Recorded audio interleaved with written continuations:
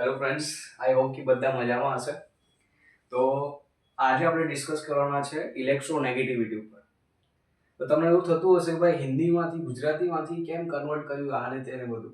તો એની પાછળનું રીઝન એ છે કે ભાઈ થોડું હિન્દીમાં સમજાવવું થોડું ટફ પડતું હતું મને. બટ હવે ગુજરાતીમાં આવ્યા છે તેનો મતલબ એવું નથી કે આપણે ઇંગ્લિશ લેંગ્વેજને છોડી છે કે એવું કશું નહીં. આપણે એક્ઝામ પોઈન્ટ ઓફ વ્યૂથી વિચારીએ તો ઇંગ્લિશ લેંગ્વેજ ઇમ્પોર્ટન્ટ છે. બટ કોન્સેપ્ચ્યુઅલ આપણે સમજીએ તો હિન્દીની શું જરૂર છે યાર એમાં. ગુજરાતી લેંગ્વેજ બેટર છે સમજવા માટે. બરાબર, કારણ કે લખવા માટે ઇંગ્લિશ છે અને સમજવા માટે આપણી મધર ટંગ ગુજરાતીમાં હિન્દીની શું જરૂર છે. બરાબર. તો ઇલેક્ટ્રોનેગેટિવિટીને પહેલા તો આપણે ઇંગ્લિશમાં જોઈએ તેની ડેફિનેશન શું છે. તો electronegativity is the tendency of an atom to push shared electron towards itself to form a chemical bond. બરાબર, આવી થોડી ડેફિનેશન છે આપણે લખીએ છીએ બોર્ડ પર. પહેલા તો સમજી લઈએ કે ઇલેક્ટ્રોનેગેટિવિટી કોન્સેપ્ચ્યુઅલમાં કઈ રીતે આપણે ડિફાઇન કરી શકીએ. તો ઇલેક્ટ્રોનેગેટિવિટી ફ્રેન્ડ્સ, માની લો કે આ એક એટમ છે અને બીજો એટમ છે. માની લો કે આ એટમ જે છે એ હાઈલી ઇલેક્ટ્રોનેગેટિવ છે. બરાબર, સારું છોડો એ બી છોડી દઈએ, એકદમ નોર્મલ એક્ઝામ્પલ લઈએ. એક એટમ એ છે, એક એટમ બી છે. હવે આ એટમ એ ની એટમ બી પાસેથી ઇલેક્ટ્રોન લેવાની જે તાકાત જે છે, ઇલેક્ટ્રોન લેવાની તાકાત, એને શું કહેવાય? ઇલેક્ટ્રોનેગેટિવિટી. એટલે કે આપણી ગુજરાતી ભાષામાં વિદ્યુત ઋણતા.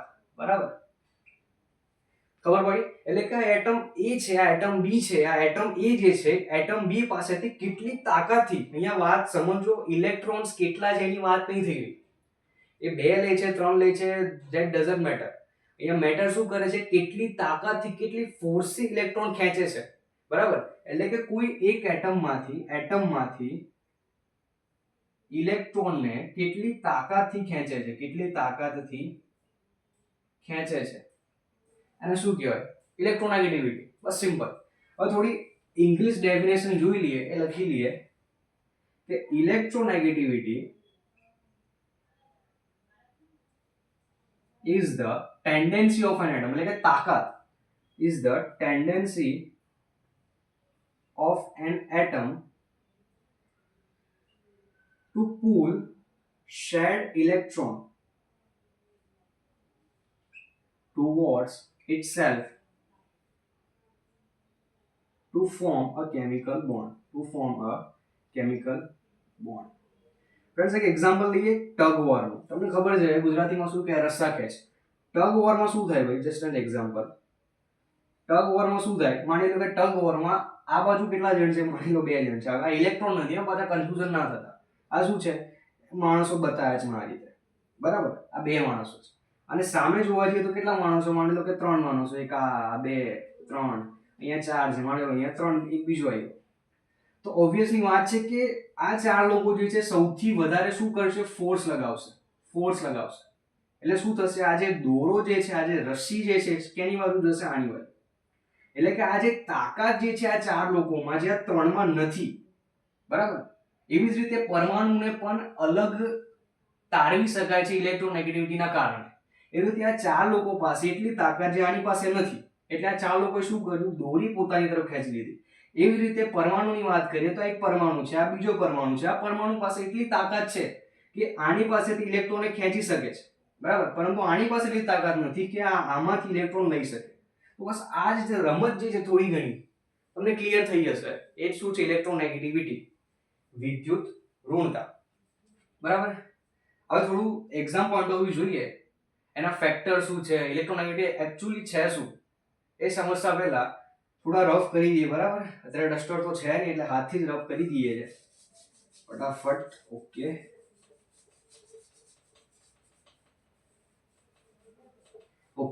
તો અહીંયા ધ્યાન આપજો. તો કે ઇલેક્ટ્રોનેગેટિવિટી જે છે ને એનો કોઈ એકમ છે નહીં. Electronegativity has no unit. બીજું એ કે આને કોન્સેપ્ટ આપ્યો છે કોઈને ભાઈ. બરાબર, આપણે મેઇન વસ્તુ જે છે જેને આપ્યો છે એને ભૂલી જઈએ છે. આનું જે ડિસ્કવરી છે, ડિસ્કવરી તો ના કહેવાય, but Linus Pauling helps to understand the concept of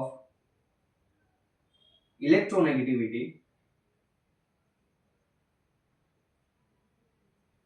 the world. બરાબર, એને કેવી રીતે ડિનોટ કરી શકાય છે? તો આને ડિનોટ કરવા માટે એક સિમ્બોલ આવે છે સ્પેશિયલ, એને આપણે કહીએ છીએ કાય. બરાબર, કાય એને કહેવામાં આવે છે, ગ્રીક લેટર છે. ઓકે, તો ફ્રેન્ડ્સ હવે વાત કરીએ કે આ કયા કયા ફેક્ટર જે છે જેનાથી ઇલેક્ટ્રોનેગેટિવ અફેક્ટ થાય છે. બરાબર, એટલે કે ઇલેક્ટ્રોનેગેટિવ વધે છે કઈ રીતે, ઘટે છે કઈ રીતે, તો ફેક્ટર થોડા જોઈ લઈએ. તો ફ્રેન્ડ્સ એ જે ફેક્ટર જે છે બહુ સિમ્પલ છે. Factor affecting the electronegativity, factor affecting the electron negativity. એમાં પહેલું છે nuclear charge. Nuclear charge. Okay, હવે ન્યુક્લિયર ચાર્જ એટલે બીજું કશું નહીં ગુજરાતીમાં અને ઇંગ્લિશમાં પણ બરાબર કોન્સેપ્ટ છે, કોન્સેપ્ટ તો સેમ જ રહેવાનો, ખાલી લેંગ્વેજ બદલાઈ છે કે પ્રોટોન્સની સંખ્યા. ન્યુક્લિયર ચાર્જ એટલે કે પ્રોટોન્સની સંખ્યા. એટલે આમ થોડું જનરલી વિચારવા જઈએ ફ્રેન્ડ્સ કે માની લો કે એક એટમ છે બરાબર, જેના ન્યુક્લિયસની અંદર પ્રોટોન વધારે છે. તો પ્રોટોન્સ વધારે છે એટલે એની આજુબાજુ જે ઇલેક્ટ્રોન ફરી રહ્યા છે એને વધારે ખેંચશે. બરાબર, અને એ જે વધારે ખેંચશે એ તો શું છે આપણી ભાઈ જુઓ અહીંયા આપણે શું tendency of an atom to pull shared electron. બરાબર, એટલે જેટલા પ્રોટોન પ્લસ જે છે બરાબર પોઝિટિવ ચાર્જ વધારે હશે એટલું જ જે ઇલેક્ટ્રોન જે છે નેગેટિવ ચાર્જ જે છે એને વધારે ખેંચશે. અને આપણે તો ખેંચાવડાવો જ છે ને ભાઈ, કારણ કે વાત છે ને કે ઇલેક્ટ્રોનેગેટિવિટીની. એટલે જેમ જેમ ન્યુક્લિયર ચાર્જ એટલે કે પ્રોટોનની સંખ્યા વધશે એમ શું થશે, ઇલેક્ટ્રોનેગેટિવિટી ઇન્ક્રીઝ થશે. બરાબર, એકવાર આપણે થોડું લખી લઈએ થિયોરિટિકલ કે ન્યુક્લિયર ચાર્જ શું છે, તો કે total number of proton present in nucleus. બરાબર, સિમ્પલ. હવે એક્ઝામ્પલ લઈએ આપણે કે માની લો કે આ એક રેન્ડમ છે એટમ જે હોય બરાબર, આપણે કઈ લેવા દેવા નહીં. હવે માની લો અહીંયા પ્રોટોન જે છે એની સંખ્યા વધારે છે, પ્રોટોનની સંખ્યા જે છે વધારે છે, તો એ શું કરશે, વધારે ઇલેક્ટ્રોનને પોતાની તરફ ખેંચી શકશે. સિમ્પલ.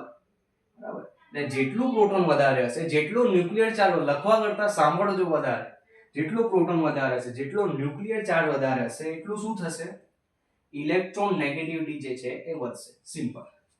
આ થઈ ગયો આપણે પહેલો ફેક્ટર, ન્યુક્લિયર ચાર્જ.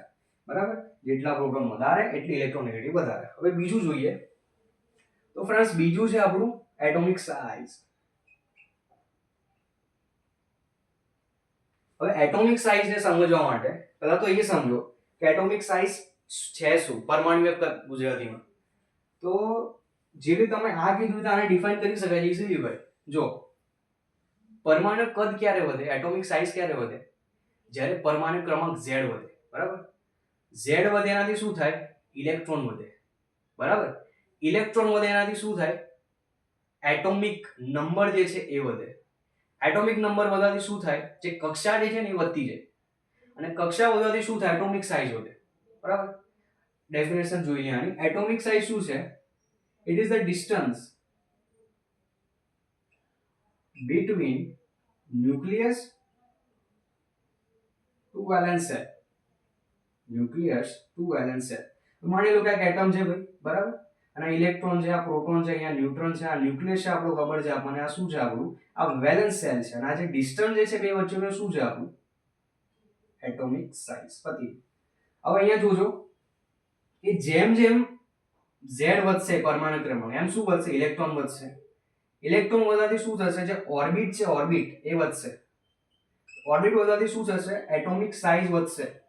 અને એટોમિક સાઇઝ વધવાથી શું થશે, કક્ષા વધ્યા કરશે વધ્યા કરશે વધ્યા કરશે, જેના કારણે શું થશે ફ્રેન્ડ્સ કે આ પ્રોટોન જે છે કેટલાને ખેંચશે ભાઈ, કેટલાને ખેંચશે, બહુ બધું આને ખેંચે ભાઈ, કંટાળશે. એનો મતલબ શું થાય કે એની જે ટેન્ડન્સી છે એની જે ટેન્ડન્સી છે ઇલેક્ટ્રોનને ખેંચવાની ઘટશે ભાઈ. એટલે એક અહીંયા વાત યાદ રાખો કે એટોમિક સાઇઝ વધવાથી ઇલેક્ટ્રોન નેગેટિવિટી ઘટે છે, અને એટોમિક સાઇઝ ઓછી થવાથી ઇલેક્ટ્રોન નેગેટિવિટી વધે છે. એટલા માટે ફ્લોરિનની જે એટોમિક સાઇઝ ઓછી હોવાથી એની ઇલેક્ટ્રોન નેગેટિવિટી વધારે છે અને સીઝિયમની ઓછી છે. આ એક ફેક્ટ છે જે આપણે છેલ્લા ડિસ્કસ કરી લઈશું. બરાબર, એટલે શાંતિથી યાદ રાખેલા વસ્તુ કે Z વધે છે એટલે શું થાય છે, ઇલેક્ટ્રોન વધે છે, ઇલેક્ટ્રોન વધવાથી ઓર્બિટ વધે છે, ઓર્બિટ વધવાથી એટોમિક સાઇઝ વધે છે, અને ઇલેક્ટ્રોનેગેટિવિટી ઘટે છે, અને ઇલેક્ટ્રોનેગેટિવિટી વધશે તો એટોમિક સાઇઝ ઘટશે. એટલે આ બધા રિલેશન છે થોડા યાદ રાખો. હવે જોઈએ થર્ડ, અને સૌથી વધારે ઇમ્પોર્ટન્ટ કે જેને થોડું સમજવામાં લોકો થોડી ભૂલ કરે છે, સ્ક્રીનિંગ ઇફેક્ટ. સ્ક્રીનિંગ ઇફેક્ટ અથવા તો આપણે એને કહી શકીએ શિલ્ડિંગ ઇફેક્ટ. શિલ્ડિંગ ઇફેક્ટ બંને ચાલે. અને ડેફિનેશન સમજતા પહેલા સમજાવો કે આ છે ને પેલું આપણે એક ઇન્સ્ટાગ્રામ પર મીમ આવે છે કે બાજુમાં બેસવાવાળા જ ખદેડા નહીં ગયા. એટલે આ થોડુંક એના જેવું છે. એટલે ઘરનો એક સભ્ય જે છે બીજાને જે છે એ રોકે છે કે ભાઈ ના ના ના તું ના જઈશ, તું ના જઈશ, મને જવા દે, મને જવા દે. એવી રીતે ફ્રેન્ડ્સમાં જેલેસી હોય કે તારા કેમ વધારે માર્ક્સ આવ્યા, ના ના ના તું ભાઈ આમ તે બરાબર. તો જસ્ટ આવું જ કંઈક છે કે ભાઈ ઘરનો ભેદી છે આ સ્ક્રીનિંગ ઇફેક્ટ જે છે.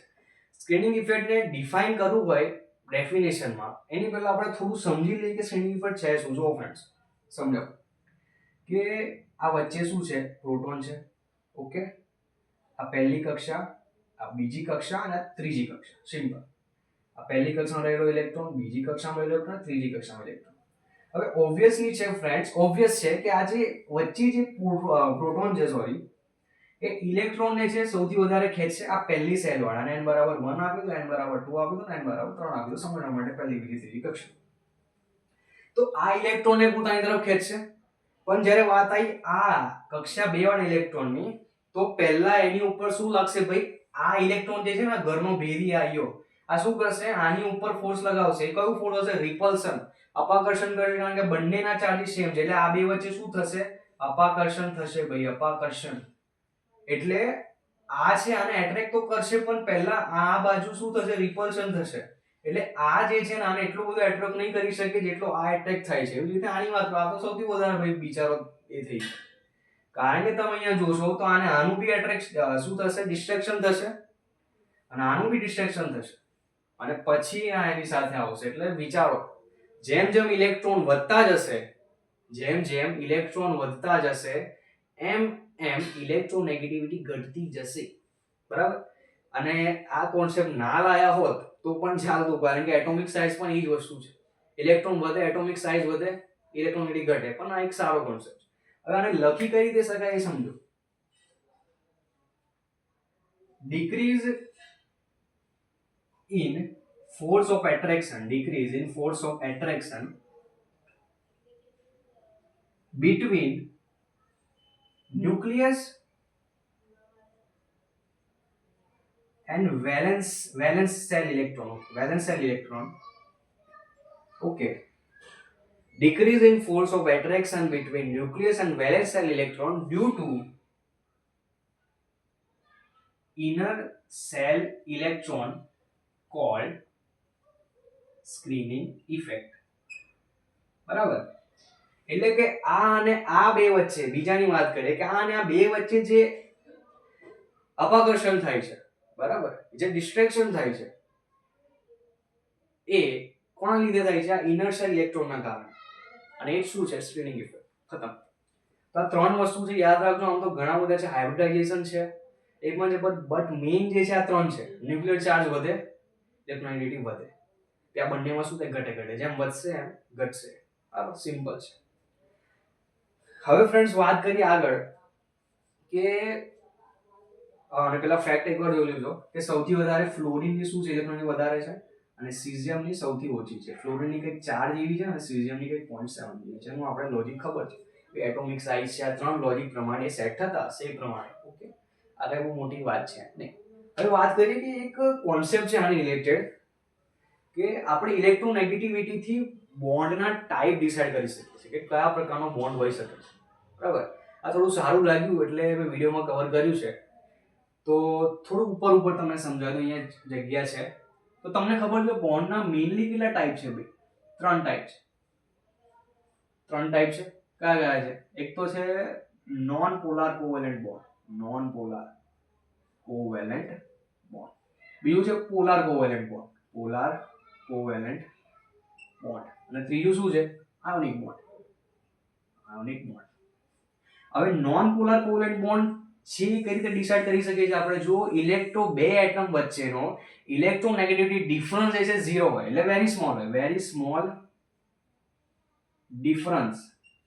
બરાબર, ઇલેક્ટ્રોનેગેટિવિટી વાત છે નહીં કરું છું મેં ઇલેક્ટ્રોનેગેટિવિટી. બરાબર, નોટ્સ બનાવતા ધ્યાન રાખજો.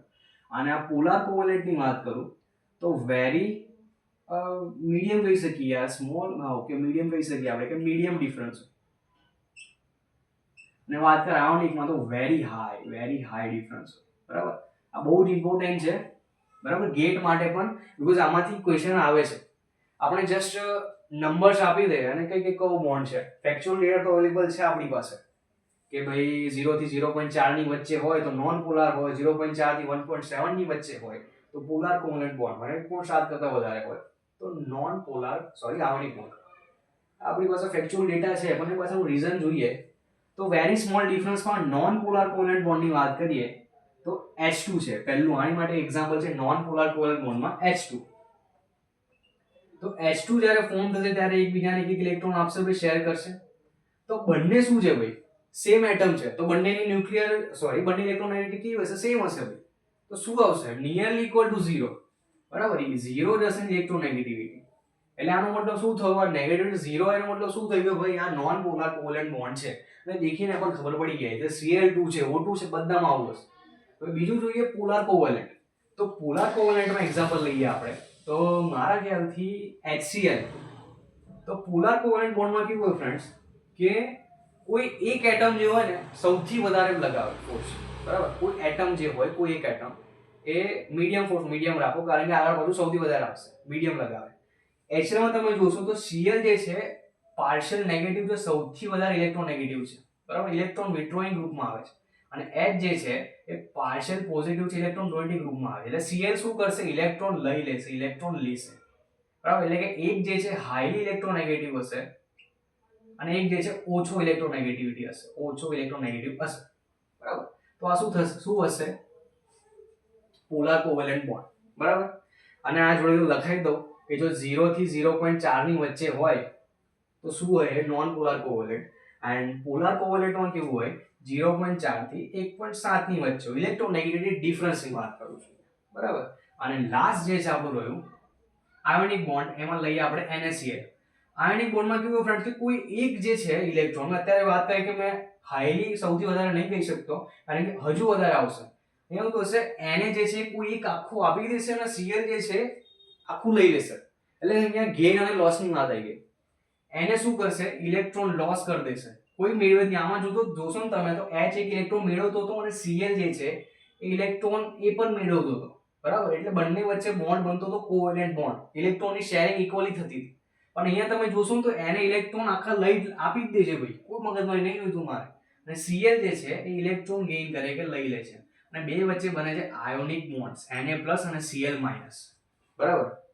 એટલે આ ત્રણ પ્રકારનું છે અને આ જ ઇલેક્ટ્રોન ડિફરન્સ જે છે આમનો 1.7 કરતા વધારે હશે, બરાબર. આ ઓલરેડી જે છે સાયન્ટિસ્ટોએ આ જે નંબર્સ ઇલેક્ટ્રોનેગેટિવિટીના ઓલરેડી આપી જ દીધા છે, એટલે આપણે બહુ મગજમારી કરવાની જરૂર રહેતી નહીં. અને વાત કરીએ પીરિયોડિક ટ્રેન્ડની તો ઇલેક્ટ્રોનેગેટિવિટી જેમ જેમ આપણે આમ જોઈએ ને લેફ્ટ ટુ રાઈટ તો શું થાય, ઇલેક્ટ્રોનેગેટિવિટી વધે છે, બરાબર. અને ટોપ ટુ ડાઉન જઈએ ઇલેક્ટ્રોનેગેટિવિટી ડિક્રીઝ થાય છે, આ ત્રણ પ્રકારના ફેક્ટરના કારણે, બરાબર, સિમ્પલ. તો ફ્રેન્ડ્સ ઇલેક્ટ્રોનેગેટિવિટીના લેક્ચરમાં આટલું જ હતું મારા સાઈડથી. જો કંઈક રહી ગયું હોય, કંઈક આમાં ખોટું લાગ્યું હોય, ઓલમોસ્ટ ટ્રાય કર્યો છે કે જે મેં આપું તમને મટીરિયલ ઓલમોસ્ટ ટ્રુ હોય અને બધું સાચું હોય, બરાબર, કોઈ આમ ગપ્પા ના હોય, બરાબર, અને સબ્જેક્ટ રિલેટેડ જ હોય તેવું ટ્રાય કર્યું છે મેં. બટ જો છતાંય કંઈક રહી જતું હોય અથવા કંઈક ખોટું હોય તો તમે કમેન્ટમાં જણાવજો. એન્ડ નેક્સ્ટ ટોપિક શેની ઉપર લાવું એ કહેજો મને. આમ તો છે વિચારેલું છે કે ઇલેક્ટ્રોન ટ્રાન્સફર ઇફેક્ટ જે છે, ઇલેક્ટ્રોન ડિસ્પ્લેસમેન્ટ એની ઉપર લાવું, બટ તમારા સજેશન પ્રમાણે કહી શકો તમે. આજના વિડીયો મારા તરફથી આટલું જ હતું. હવે જે બધા લેક્ચર્સ આવશે બધા આ જ ટાઈપના હશે અને ગુજરાતી લેંગ્વેજમાં જ હશે, બરાબર. Thank you. વિડીયોને જોતા રહેજો, લાઈક કરતા રહેજો, શેર કરતા રહેજો, સબસ્ક્રાઇબ બી કરી દેજો, બરાબર. તો મળીએ બીજા નેક્સ્ટ વિડીયોમાં. Thank you.